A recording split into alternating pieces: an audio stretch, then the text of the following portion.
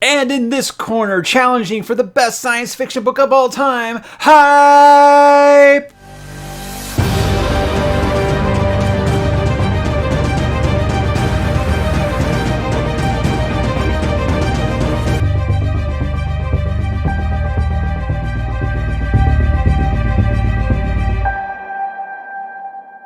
Hey, what's up, bookworms and Shrike cultists? Mike here today to talk a little Hyperion by Dan Simmons. This is a book that has been a long time coming for me. Released in 1989, part 1 of the Hyperion Cantos by Dan Simmons. Now, I spoke at length about this recently, about why I decided to read this series. So I don't want to regurgitate that for you guys. If you want to know the story of why I not only put this off for so long, but why I have anticipated this for so many years, watch that video and it'll explain that whole story to you. But this winner of the Best Novel Award for the Hugo and a Locust in 1990. It is a book that has really got quite a legacy. Like I said, I'm not as versed on what is super popular in science fiction like I am with a fantasy or, like a Stephen King or something like that, to know kind of how the community feels about that book. But I think the reaction I got to that video lets me know that a lot of people hold this series in very high regard, regardless of how they feel about how Endymion went and things like that.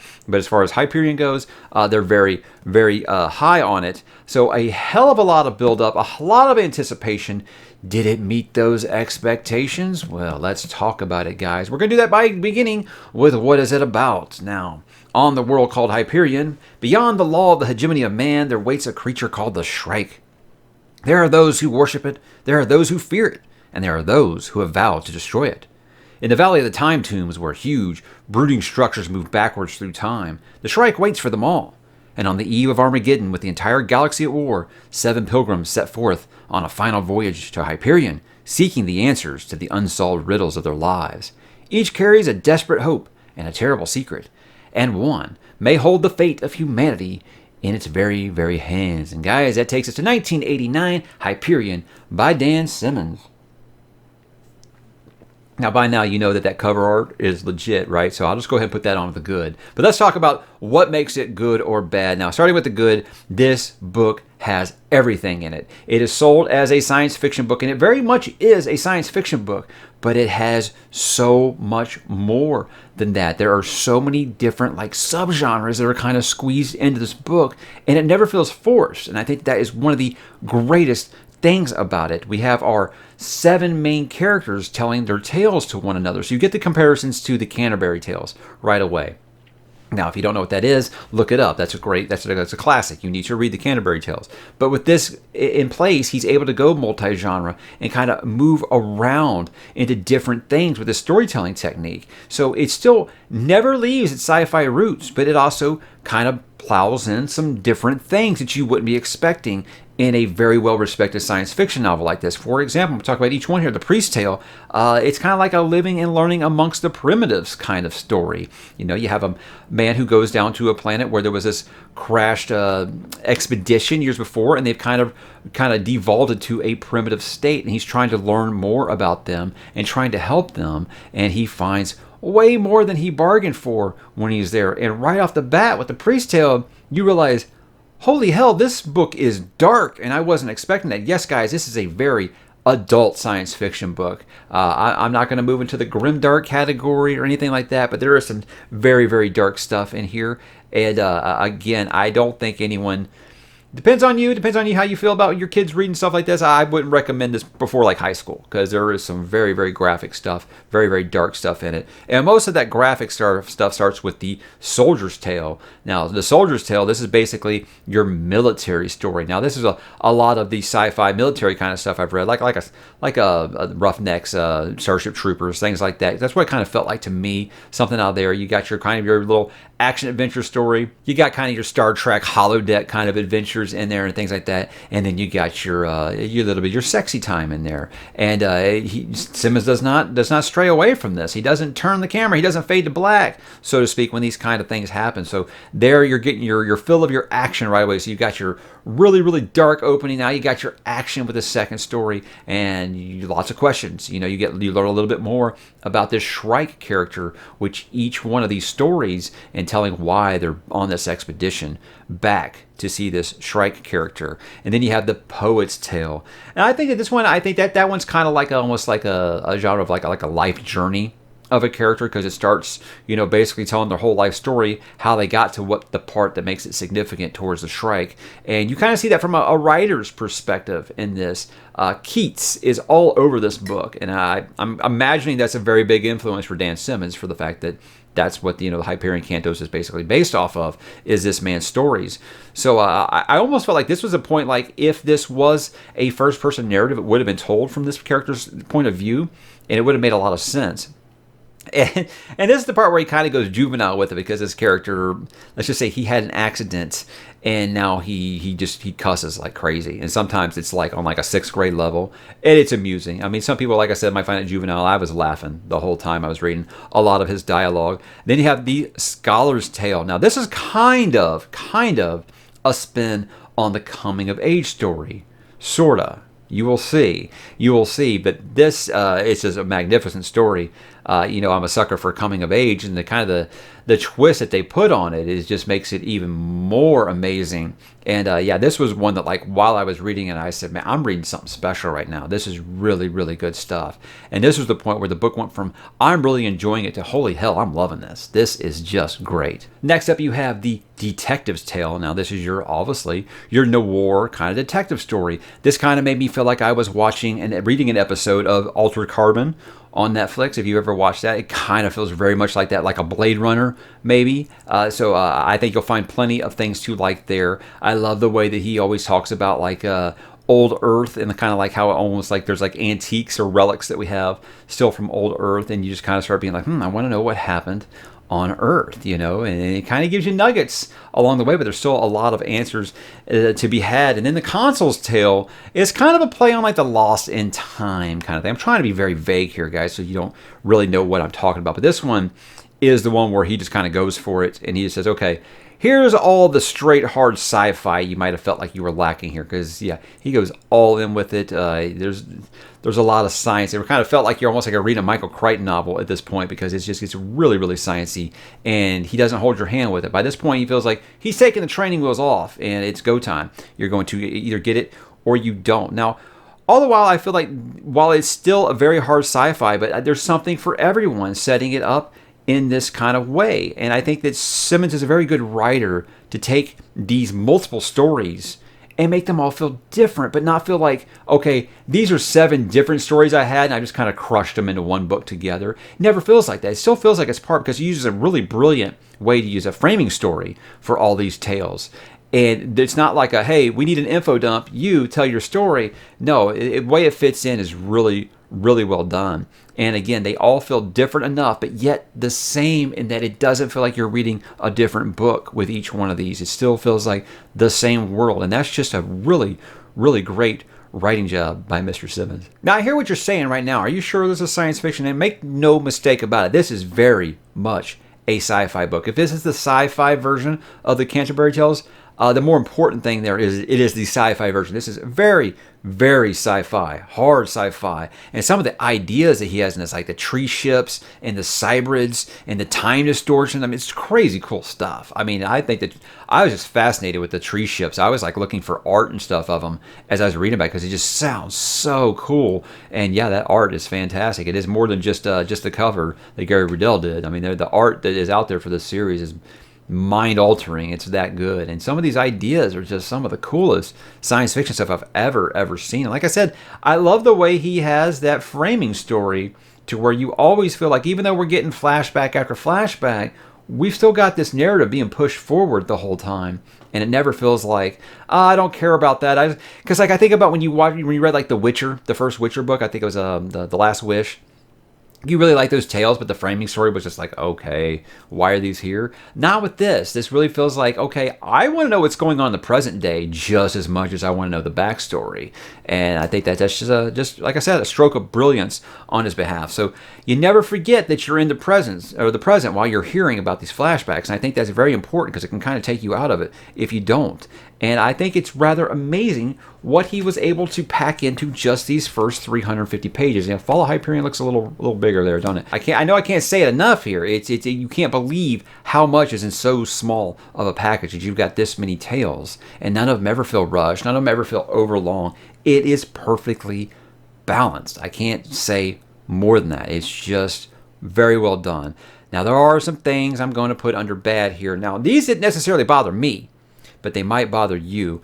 The bad is the narrative structure is not going to work for everyone. A lot of people need their linear story. They cannot have all this bouncing around, because not only do you have flashbacks, you have flashbacks to characters within those flashbacks. You have like for example, the very first character who's like, okay, I'm going to tell my tale by reading the tale of someone else first, and then how I link into that tale, and you can kind of be like right away, like, what's going on here? If you watch like the basic Tarantino movie, you'll be fine. You'll be fine. I don't think you'll have a problem with this.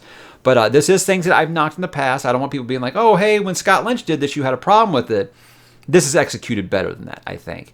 So yeah, that might bother you. That might bother you though. But yeah, it can be very, very confusing if you aren't really paying close attention. This is definitely one that I think you really need to take your time. Maybe read a passage twice, something like that. If you're really getting a little bit confused, like I'm not sure what just happened, do the Malazan thing. Just go back 2 paragraphs. That's what I do when I'm starting to get lost in Malazan. But yeah, there are some sex scenes in this that can be kind of cringe. Now I've blasted fantasy writers for this, and apparently it is not any different with sci-fi writers. It might not bother you as much. I try to get this across to people. I'm a red-blooded American male. I have no problem with the sex scene, none at all. I just don't think guys can write them very well. They really can't, and they're writing them like if they were like sex messaging a girl, and it's just like, dude, no one wants to hear that. No one would say that in that situation and be taken seriously. So there might be some things during that one story that will really be like, this is just 6th grade level stuff here, but it doesn't take you out of the story. And it's a gigantic cliffhanger, guys. I can't state that you know that right away, that when you start reading this, you're going to need to make sure. I already committed to doing Hyperion and Fall of Hyperion. You need to make sure that you do that too, but you're going to be very dissatisfied with this ending, because this is very much a part 1 of 2. And from what I understand, Dan Simmons wanted to release this big boy first, and the publisher fought him to split it into 2. And that's why it is like it is, because when this ends, you're going to be like, what? Yes, it really just ends like in the middle of a sentence, basically. And yeah, it kind of made me upset. I got to wait till May to read the second half because of my schedule. But yeah, if that bothers you, you might want to reconsider starting it, because it is not going to give you a satisfying ending at all. So you have to understand this is a part 1 of 2, and I think that will lead me to why you should read it now here. Perfect entrance into sci-fi because of the structure, I think. I don't feel like you're committing to anything super space opera, because you can kind of approach each one of these stories. Like, look, at first, like the first dozen pages, you're going to be like, whoa, there's so much science being thrown. I don't know what's going on. Roll with it. You'll be fine. You'll be fine. When you get to each one of these tales, it'll kind of introduce you to this world and how things work, post Old Earth. And I think it's a good starting point for people who are just getting into sci-fi. But like I said, I think your reading level needs to be close to high school a little bit. Not just because I wouldn't call it like overly dense or anything like that. But I definitely don't think that the average junior high student will probably be clicking with this book. And like I said, there's very violent, very sexual themes in here that I don't know if you'd want them. Again, that always depends on how you feel about your kids reading at that age or whatever. But I would say high school reading level would be a great place to start with this. Again, lots of bad language, but you know what? They're saying those words anyways, guys. Don't worry about it. If you don't like one tale in this, chances are you'll like the next one. I feel like all these little tales in here are different enough that you're going to find something that you like, something that you can relate to, something that you can kind of put yourself into that situation and feel. Like for me, it was the scholar's tale. As the father of young children, it really cut me deep. And so, I mean, I think there's going to be something different for everyone. Like there's a character who, has like this relationship with her father that might really get to some people. There's people just like that have just been exiled kind of thing. There's something here for everyone. And it might not be like apples to apples, obviously, because this is science fiction. But I think that there's something that you can be like, oh yeah, I can kind of see how I would handle that situation were I there. And yeah, he does a really, really good job on that. So like I said, just basically just 6 short stories that really complement each other well with that overall framing story. And this book has been highly influential to modern science fiction writers. So a lot of the science fiction writers that you're reading today that have released books in like the last decade, pretty sure they've read this, just like Dan Simmons probably read Dune, so it's one of those things where you can kind of see, hey, this is where I'm reading this series, right? Like I'm reading Sun Eater by Christopher Rocchio, and I can see some of these things that he got influenced by with Dan Simmons. So I think that that's something that can't be understated. And as I move into my final thoughts here, I am not going to bullshit you. When I finished this, I said, besides Dune, this might be my favorite science fiction book I've ever read. Now look, I've got it in my top 3 for sure with Dune and Ender's Game. Dune is locked, okay? Dune's not going to be topped.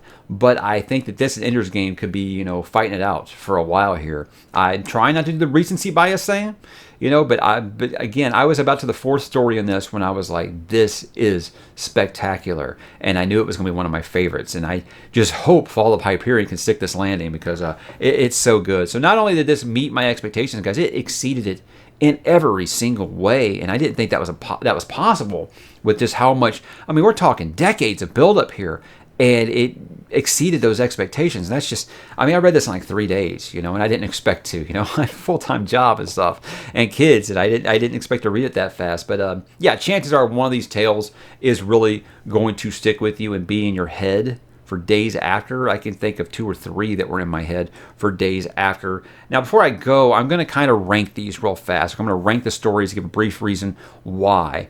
Now, number 1, I'm going to go with The Scholar's Tale. Like I said, I'm a father of young children. If you have young children, this story might cut you a little bit. My youngest son's name is Alex, and I call him Alex Gator. And let's just say that there is a part in here of something about an alligator, you'll understand when you read it, that absolutely devastated me to tears. Yes, it was really, really touching. And there's been people on the Discord who have been talking with me about it who don't even have kids. And they were like, yeah, I was a sack of tears too. So that just goes to show how powerful that story was. Number 2, I'm going to go with The Priest's Tale. This was my number 1 for a while. But I think The Scholar's Tale, after a couple days to think on it, really did pass it up. The Priest's Tale, just so dark, so sci-fi. Nice little spin, almost like a Planet of the Apes kind of thing that they do there. But yeah, so good. And the ending is just brutal, and you can't believe what has happened. Number 3, I'll go with The Soldier's Tale because I like a good. It almost felt like a Red Rising. You had your crazy action, but then you had like your big escape scene and your space battle, things like that. And that's always stuff fun and almost kind of like an Ender's Game, and like this greater war is coming that kind of sets the stage for that, as well as his present day stuff where he tells him what he saw when he got to the Shrike. And it's really, really like hook stuff for you. Number 4, I go with The Poet's Tale. It didn't click with me right away because I didn't really understand the whole thing about his muse, let's put it that way. It didn't really click with me, but I liked his story about how he got to where he was. I like that a lot, and I'm kind of juvenile at heart, so the bad language made me laugh a lot. Number 5, I'd go with The Detective's Tale. I wasn't really feeling the romance in that story, but I like the world building. I like the idea of what they call them, cryptoids, cytoids, whatever they're called, the androids in this. I think that was a really, really neat way to do it. Like I said, it felt very Blade Runner-y to me. And then last, I go The Consul's Tale. I'm like, I got what you're kind of going for, but I'm kind of like what the poet says at one point in this. Can any of you guys just tell a story in regular freaking order? Why do you just have to tell it from a different person's point of view or a different time? I kind of felt like that with this. It was like, okay, we've done this like 3 times now. Can we just have a character just flat out tell me, this is what happened to me? And that kind of dragged it down a little bit. But look, I liked all these stories, every one of them. So it didn't bother me at all. Fantastic book, you guys. Fantastic. Highest of recommends. I'll be doing Fall of Hyperion towards the end of May, so about a month from now. If you guys want to try to catch up and read along with me, I'd love it. Jump on the Discord. We'd love to talk to you there. And yeah, I can't say enough about this book. If you like science fiction even a little bit, this is definitely something that you need to read. And that's all I got, guys. Have you read Hyperion? What did you think? Drop in the comments and let me know, and I will talk to you there.